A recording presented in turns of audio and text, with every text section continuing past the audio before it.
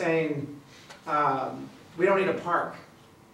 And, but that doesn't mean we don't need Harvard Yard, right? We don't need civic Right. space. Right.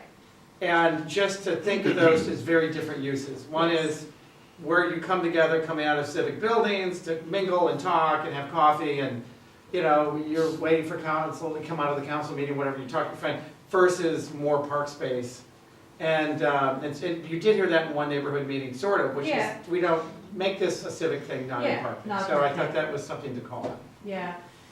Something I heard new that I also wanted to highlight and clarify is, I think your comments about phasing and how much, you know, displacement, swing space, we have been thinking about that with the development of each scheme. You all recognize different schemes do that better, have less impact while you're building it and phasing it. I think that we've thought of in each of the schemes even how to get some improvement and be sensitive to how we would phase it. And that is one thing that we're gonna look at very carefully as we refine and make choices between, well, if we take down 2 more trees, we can keep them in the existing, you know, modular buildings out there and swing people through that while we cycle through and build these other buildings. So we're gonna have that very much, you know, in front of us. The second thing I know that I actually neglected to mention that goes along with the underground parking that I think helps with efficiency and minimizing building footprint is there are some uses in the police department program that have a very strong adjacency and affinity to being with their parked area and storage area. So there would be probably some program that can also come downstairs if we do underground parking for part of the police program that works well with that adjacency. So that would reduce the mass and again, of the reduce the building. mass and the footprint of the building above ground. So we really begin to see a scenario to get the most bang for our buck if we do go underground. Okay, all right, so, Rick? So I just want to reiterate what Steve said, which is I think that the outreach plan that this committee has done and that the community has embraced has really been excellent. And I think it's a model for the town going forward. We can improve it, but it's been really good. I think that your consensus was also really good. Okay. And I supported everything in the consensus. The only thing that I like in this option 1 is if you look at where the down ramps and up ramps are to the underground parking, if you imagine that was not a down ramp and up ramp, but that was a road that was connecting Ashfield over to Station Lane, you'd have a tree buffer to Fair Oaks, which I think is good. And if you move the buildings back from where the police station is, you could create an entry there, maybe some parking in there, but on the surface, but you could create an entry that faces Fair Oaks. So coming from Fair Oaks, you can feel like you're coming to the city center. But that's the only thing I like in this option 1. Can you go to option 2? Then if you had that in option 2, you would have this pass-through road that is going from Station Lane to Ashfield with the police and some of the city administration in the middle. And I'm not sure I like the exact position of how you've got the library there, but Yeah. It's partly trying to relate to in this. some way then creating that pedestrian center as maybe it's the back door if the front door is Fair Oaks, but it's a totally accessible back door. I like that idea because I feel like it does feel like a town square right there. And I think what Jim said about needing that sense of arrival and having that kind of town square feeling is really important for the town. I think it's something people could become proud of. Okay. Any other committee members? Phil, would you like to? I'd like to switch over to number 3 for a second. Okay.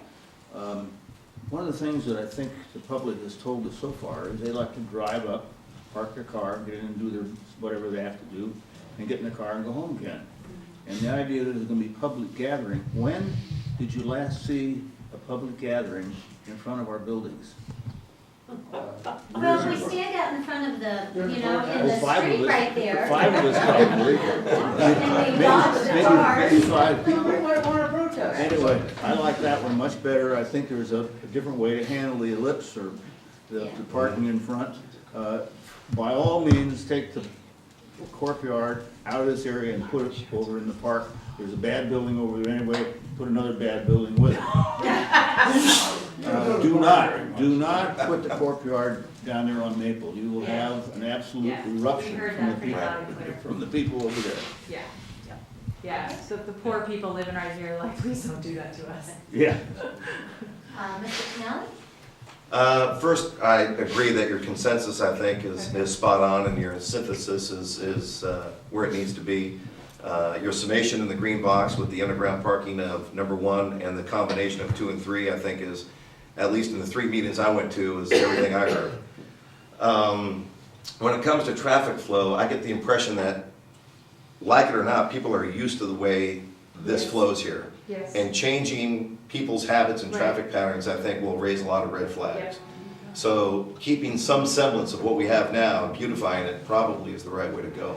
At least that's what I heard from the people. Now, in the Lindenwood meeting last night, and I think in one of the other meetings, the proposal was brought up, could we put underground parking underneath the library and use some of the library funds for that underground parking? The disconnect is, if the library is separate from the service building, then there's a disconnect there with the underground parking being allowed for staff and police. So that would lend to, if you want to do that, you'd have to combine the library and the services building. Other than that, and I agree with what Steve brought up about the open space and park being two different things. A lot of the negative comments about the park, people were still open to open space and gathering areas, but maybe not a park. So I think there's a distinction that needs to be made there. Just a follow-up comment on the idea of putting underground parking under the library that would service other uses other than library services would be very difficult to fund with Right. library funds. So the justification of whatever parking you put under the library building would have to be Public park. for library uses. Okay, I got you. Yeah, so, and I think from the library committee's analysis was that there were hardly any libraries that you visited that had underground parking. Rose? No, I can think of one that was, it wasn't really underground, what was it? It's the one in Fremont. It was Milpitas, I was lost. That was a 40,000 square foot building. Yeah, that was Okay. 40,000 Yeah. square foot. No, and- I just- San Carlos San has Carlos underground has parking. Yeah, San Carlos has underground parking, but it's very small and congested, and it's because they have, the whole second floor is meeting space that they rent out. Right, it's So- adjacent to their city hall. Yes, too. right. It's like literally adjacent to their. Well, I don't think it's a They have a parking desirable, problem. you know, I Yeah, don't think yeah. it's desirable Yeah. at this point, unless somebody can convince me that this is really workable, and here's an example, and this is what we'll do to have the people come here and park here as an alternative. But I think, I agree with Phil, for the most part, in a lot of these meetings, it was mostly, we sort of like what we have, but modernized. We like the convenience of parking right next to the building and jumping out and doing our little thing and jumping back into our car. And that probably precludes option 1 or 2, or maybe working with option 2. I think option 1 is kind of out there somewhere. Oh, you switched it on me. Okay, I don't need you to switch it around when I'm speaking next week too. But anyway, and I agree with what's been said. You know, we have a park. Creating another park, it's not necessary. Some green space is nice, you know, where people can kind of gather or have children play, but we don't need the whole playground thing and all of that. So maybe that will free up some of the space to creatively place these buildings. Something new that you were saying, and I'm a little surprised, putting the possibility of putting the admin on top of the library. That came up in 1 or 2 of the meetings. People are like, well, we'd be okay with that. Well, I'm not okay with that. You know, it's going to prohibit the library from having some high ceilings, which we thought, was something that we wanted to. I would say not necessarily, because the footprint of the library program and the size of the admin program are different, and the admin would never fill the whole floor plate of the library program. So you would have opportunities where they're not stacked to have tall spaces, and I think that you could have a very successful design that could still achieve it. So I wouldn't let that, As long as it doesn't look like a box. no, I think, You know, I I mean, think this is what I'm. yeah, I- no, I I see mean, a the box. program for city admin is like half or less of what the library program is. Okay. So I think what you'd be looking at is something that could very creatively be designed to be successful for both. So I just want to say, don't let that preclude it. If that's the biggest concern, I think that can be solved. The hours and days of service are gonna be different. Exactly. And so that's, for me, would be something that I would say, I wouldn't want to see that. I'd rather see this layout. All right. So, Can I say yes, one more thing? absolutely. You know, as far as the phasing of this as we move in, I think that's always been a challenge with every construction project when they have existing operations to keep going. And we've discussed this way back when we had the town center task force, you know, how do we phase this so that the employees and police aren't down? And, you know, it's doable, you know, at some point it's gonna cost, at some point it's a lot of portable trailers somewhere, but I don't think that should force us to adhere to a plan just for the interim phasing aspect of it, the ease of it. Yes. Yes. Right. Okay. Dee? Okay, I'm not taking you through all three. You guys have done a great job. You've listened to the residents, which is wonderful. You don't need to listen to me. One question I asked, and I heard this tonight from, I think, Councilmember Dobby, and I've heard it from Cheryl. We want to be welcome to Atherton. If you look at 1 and 2, do we want to be welcome to the police station? Right. I love the police, but is that something we want the community welcome to? So I think we need to think about a placement of these things and what is the gateway, what is the welcoming aspect? It may be that we want to be welcome to the library and the admin. And I think I like the idea of library and admin being stacked if we can have the space, if we can have some interesting spaces. So I think, I'm gonna let you guys mess with this and come back with something we can talk about next time, because I think that's what you're doing. Steve, you've had your 2 minutes. I'm gonna. No really additional comments. I just wanted to say that HMC has really done a great job so far. This is an unbelievably difficult site to work with. It's long, linear kind of site. It's got 3 entrances. It's like if you've got a small kitchen, having 3 doorways in a small kitchen. And then the added complication of the railroad tracks. And then another issue, and you can see it on this plan, is that Ashfield, which is really a minor little street in Atherton with no traffic light when you get out to El Camino, is the main entrance into the site. So trying to balance all those things is really tough, and HMC is doing a great job of doing that. Exactly. Okay. City Manager Carter? I'm sorry, just a point of order. As you move along, the consultant has some few wrap-up slides with next steps as well. We've got the public comment, and we've got 2 other items on the agenda. So we've finished. I was going to make some comments, but I'll defer until the very end and open it up for public comment. So I know we have some residents. Yes, sir. I'll start. I live on Ashfield Road here, and just a few comments. One, for me, any sort of change in terms of traffic flow on Ashfield Road isn't just a usability issue, it's actually a safety issue. Right. Getting off of Ashfield Road onto El Camino at certain times of day is extremely not just impossible, but like dangerous. Very like you have to dangerous. stick your nose out into the road. So it's actually a safety issue in my opinion. Second thing, and maybe this is a question, is the roundabout to scale here? Because it kind of looks bigger than could fit out here. But that's actually, you know, like those parking spaces and the.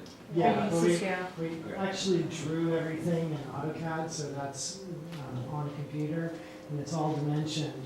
And then what we do is we trace it by hand, so it looks loose and softer. You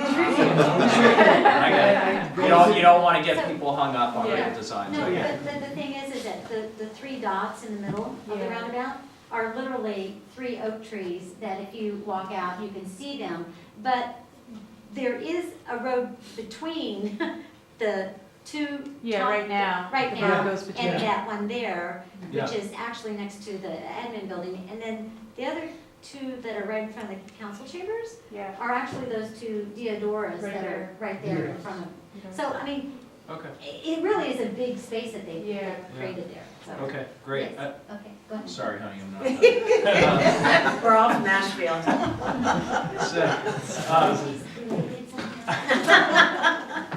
She'll get me later.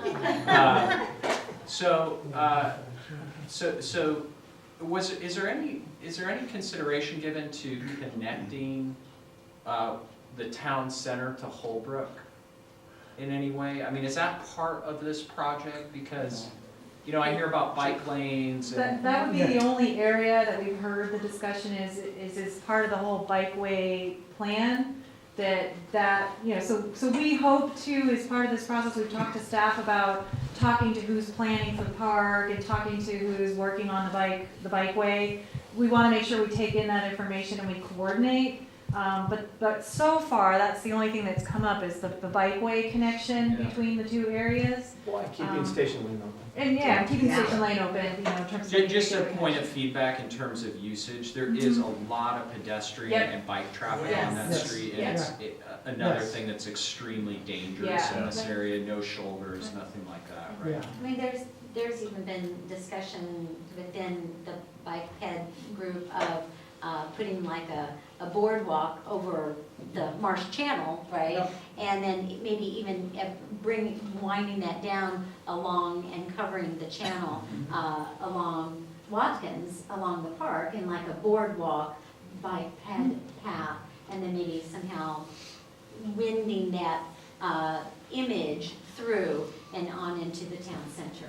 I mean, and so this Saturday, if you're aware of it, there's going to be a bikehead walk congregating at Menlo School in front of Stent Hall. Yeah, 9:30. 9:30 on Saturday. You can bring your bike, and it's going to be a tour, guided tour with the. Maybe you can explain more because you're on the So committee. there's both a walk and a ride. So we've laid out some areas that we think that really kind of typify Atherton and some of the issues that we have, like crossing El Camino and things like that. So people will be riding through it, and people will also there'll be a walking tour too.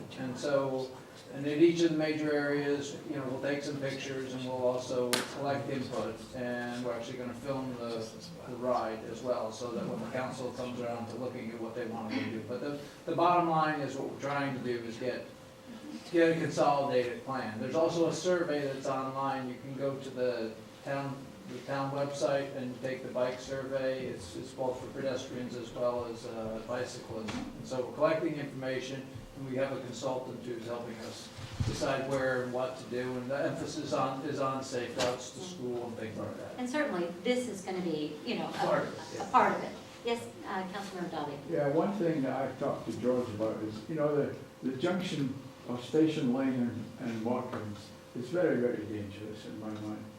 And I wanted to put mirrors up there, but that is not possible. So one of the things I've talked to George about is to put stop signs, so that on Watkins, before you come to the railroad track, there's a stop sign, and there's a stop sign on the other side. In fact, there's 3 stop signs there, which I think would make it somewhat safer for cars barreling through that. So I don't know. Have you thought any more about that, George? Yeah, that'll come up for the Transportation Committee at one of their subsequent meetings. Okay. Okay, so any other, yes? Well, I was wondering, would you give any special consideration to the opinions of people who live on Asheville Road? Since this is literally our backyard, Like front you yard. get double bonus? Well,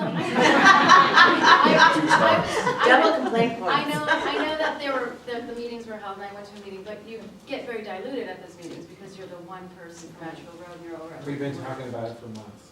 Yeah. We talk about you guys all the time. Yeah.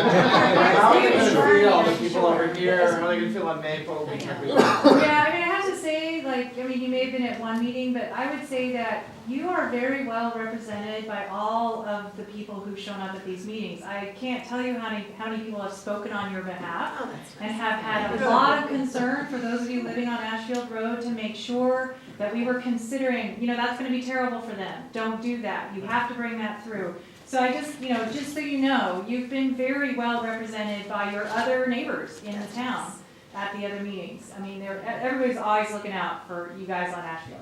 What's your comment? What's your Yeah. comment? What's your comment? Yeah, so what are we Not missing? everybody's Now that you're here. Yeah. What is it Now that you're Well, my concerned? first comment is that Now that you're voting. in 1 and 2, which I have kids that go to either MA or Encinal, the idea of trying to get them to school in the first and Yeah. second is hilarious. Yeah. It's hard, it's Agree. hard, it's hard not to this one, so. Yeah. I mean, so it's I think it's the traffic is Yeah. the first thing, and, Understood.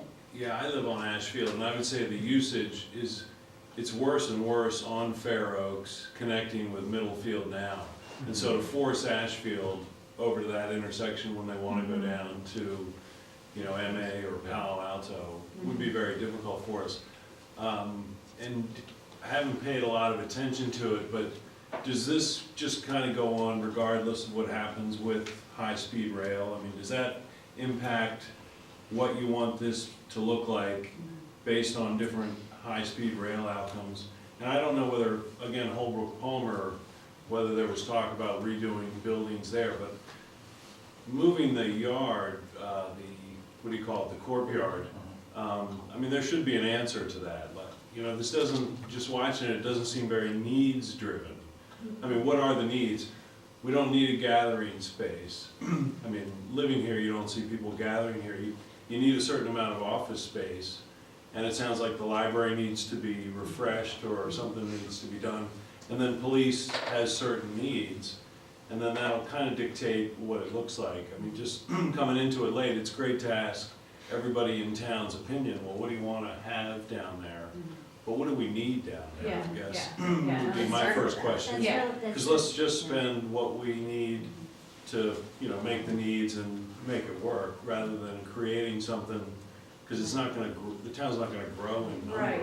So really. you're absolutely correct, and just to kind of put that in context, part of the information gathering that this consultant has done, and what the Blue Ribbon Task Force and other committees over the last years have done, is to interview every department head, interview every city manager, and do the analysis of, a needs analysis of how many staff there is, how many people come into their offices on a daily basis.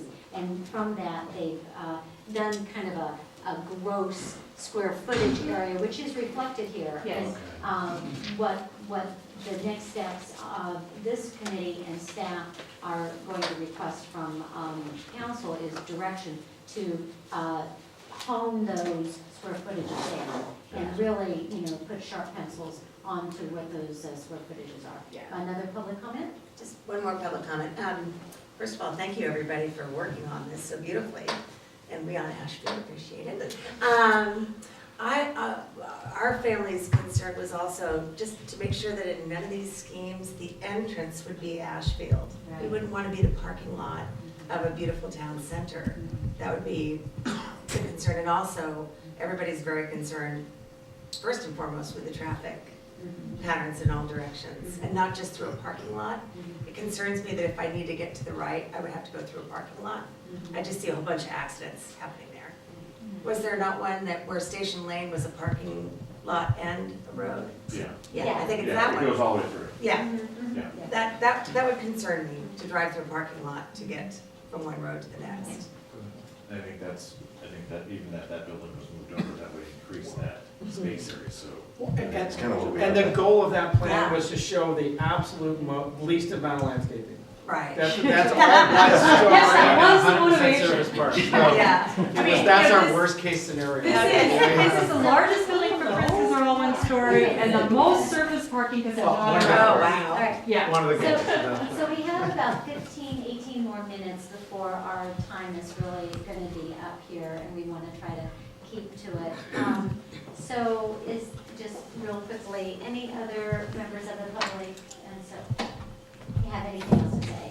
So we understand, I for one, I come from over on Alejandra, I cross El Camino, and then I go up Ashfield to get to Town Center. That's just what I do. I mean, I don't know any other way to do it, any other way to get there. If I go down to Fair Oaks, Atherton Avenue, and then come up, you know.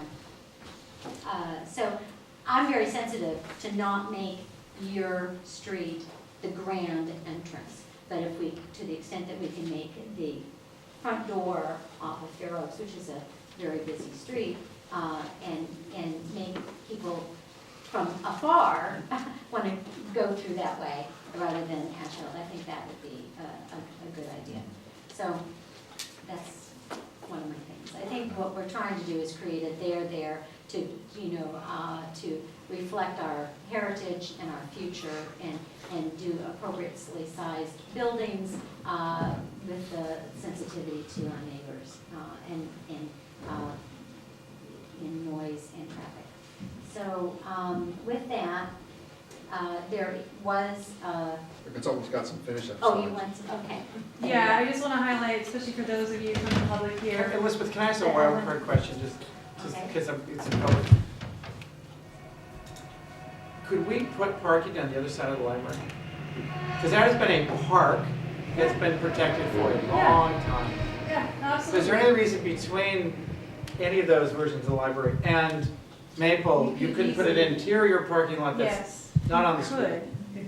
If we could go back, maybe the option number 2, just real quickly, one of the things you'll see is that we don't have any designated parking areas. The parking is Right. integrated with the With road the streets. system Right. on all of these. And that's something that came into my mind. You see a bit of that for the police parking Right. right there, and a little bit in front of the train station. But we don't have, in a lot of town centers you go to, like, it was down in Cupertino the other day, big parking lots on the back side of the building, very dedicated.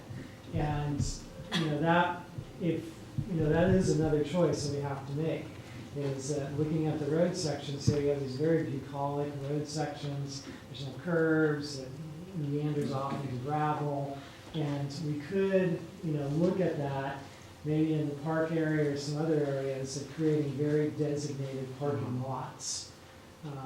But that, And what would be the need to drive that? And I think that would be the antithesis of what we've heard from our residents, that they want convenience parking for in front of the immediate buildings. yeah, and that's where that came from, and that's why the parking is on the Okay, so thank you, Steve. So next steps.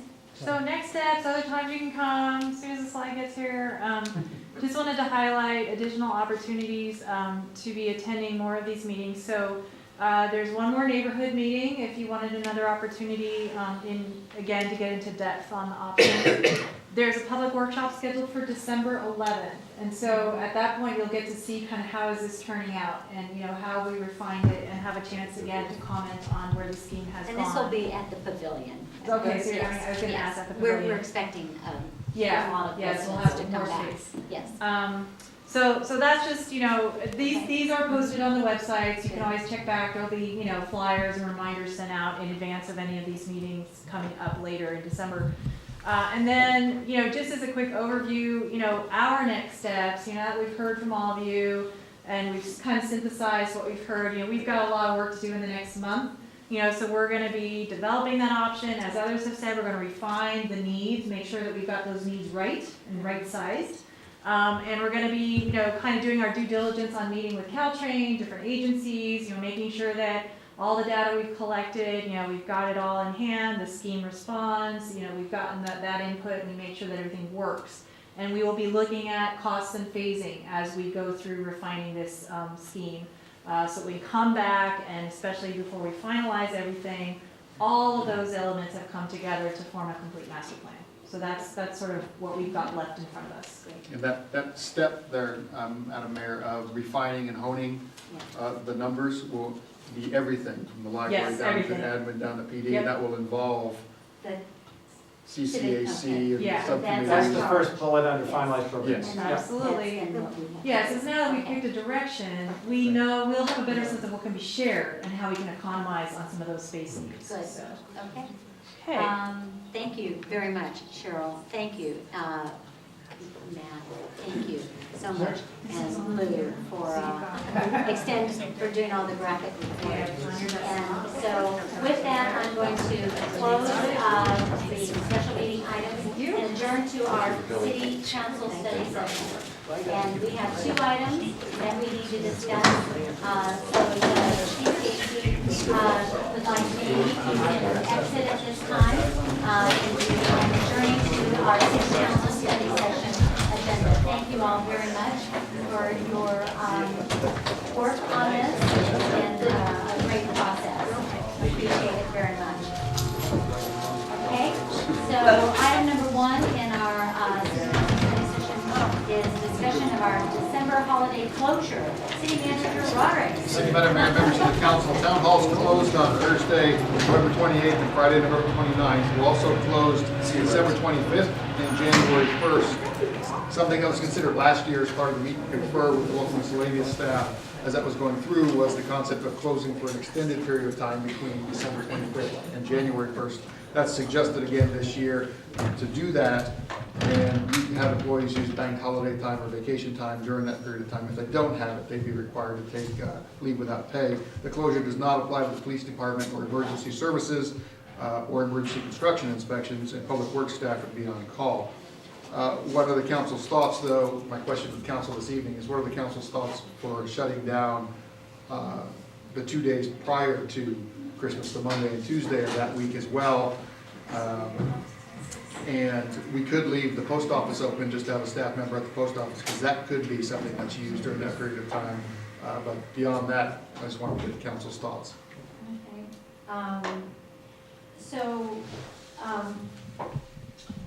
Let's take a look at this. Historically, what's been the demand for the post office? Those 2 days, Yeah. Teresa? What do you- Right before Christmas? Yeah, People are still gone. yeah, they are. I would think so. I would shut down, Yeah. I'd keep the post office open, Yeah. and you said that there were two, you know, 23rd. Judy and. Yeah, 2 hours. 23rd, 24th. Yeah, and we have two people that can work the post office, Mhm. and both of them don't have all the holiday necessary to take all that time off. So we have one work one day, one work the other, so That's they're what not we do today, penalized. But then you're recommending to take off the 30th Yes, and the 31st. Yeah. yes. Yeah, so the week of Christmas and the week all the way up until January 1st. Until January, actually, 2nd. The 2nd, we're open. Right. Yeah, until So January. the building department would be shut down as well. The building department would be shut down. We could have on-call emergency services, and the building department would work that out with contracts out in the field. So if somebody needed an inspection, they'd be able to get one. Critical path stuff, most likely. So I think, I'm personally, I fine think it's a with good that. idea, and I think it's, and even when we have the post office open, we could have the other guys take off. I mean, there's very little activity other than people finalizing the mailings, Right. Right. And so I think shutting the post office As long as you have the building That would be a department problem before Christmas. available for Right. emergencies. But most of the time, we close early on Christmas Eve Yes. anyway, so it'd be a day and a half I would, on that week. I would assume staff supportive of this, Most of the staff, yes. Most, except for the person that's staying in the post office. Right. That's like, Right. thumbs up, okay. So do you need just direction or? Just consensus of the council this evening. I've That got would be consensus. Yeah, there you go. Mr. Melby, are you okay with that? I'm okay with it. Okay. So, item number 2 is discussion of city council study session dates and times. I brought this Yes. up because we have some regional meetings, specifically the San Francisco Airport Roundtable meets on the first Wednesday of the month at 7 o'clock. So in Millbrae. So, I mean, I guess I could leave and dash up there right now, but I'd be, 30 to 40 minutes late. It takes, that much time. So we're wanting to maybe move this meeting up. The suggestion is to either move it up days of the week to a Monday or a Tuesday, or move it up in time from 4 to 6 instead of 5 to So 7. it's just really open for discussion. And it's really specifically to allow Atherton to be represented at this regional meeting, which I think is I important. think it's important that we're represented at that meeting, especially since we're getting a lot of airplane noise. yeah. When we are, and we're getting more, yeah. And it's yes. getting worse, so Yeah. we need to make sure. that Unfortunately, we're- some of the airplane noise that we're getting, they cannot do anything No, about. I understand. Okay, But there's more incoming Yeah. flights, there's incoming flights now as early as Right. 3:30 in the And morning. so we have missed being, so there's a meeting tonight, there was a meeting in September that we missed, and there was a meeting in, it's like every other month, Yeah, and so it's not. it's important that you attend that. Yes, sir. Madam Mayor, I'm a minor cog in this wheel, but I would point out, it impacts me greatly if you switch to Monday, because then I have to be here Monday and Wednesday, which means I have to be away from other clients that I would normally have on Monday, because I'm here Tuesday and Wednesday. Is there a Tuesday night that we could do? You can do Tuesdays, no problem. Monday is only a problem if you keep Yeah. Wednesday as your meeting night. Understand. And did you say it'd be helpful if we started the meeting earlier? The other option is to start earlier Yeah. from 4 to 6. Right, if we do 4 to 6, it would be better because it would give the representative an hour to get from here up to Millbrae. And it does take a good 45 minutes at this time to get there. I'd be happy with 4 to 6. So my 2 cents on the thing, as I already said before, for people who travel, and I realize maybe other people aren't traveling as much, but if you travel for business, having a meeting on Monday, even if it's in the afternoon, I don't care about the earlier start is fine, I prefer not to go late, but Monday is the best day for me because I could then get out on Tuesday morning or take a red eye and still do it. In the middle of the week, if, I'm either here or not, and I can't rearrange my schedule to travel, Sunday and come home on Tuesday night to be here Wednesday. So Wednesday is out for me. We never were gonna have these meetings that we're going to, these were gonna be study sessions, so it shouldn't be decision-making. And we shouldn't always, they shouldn't, we talked about it at the park, they weren't gonna necessarily always be every month. They've turned into every month and we fill them up, so it's a full 2 hours. And so, when we talked about it, I never anticipated that they would just be like the regular meetings now. So, I understand that we set a time so that we would have a side timetable that was set so people could come because it would be public, but they don't have to be every month. So I'd like to make sure that when we're studying something, it's something like the master fee schedule or this meeting today. Those are things that we require, they should be the only thing we look at, and then that's it. And it's only because we can't take up 2 hours on the council, so we'll be there until 3 o'clock in the morning. But we shouldn't be conducting regular business meetings, so I'd like to put that on the table. I'd like to ask, really, that we have some consideration for Monday. I understand Bill pointed that out in May. Monday was gonna be a problem for him. If we're just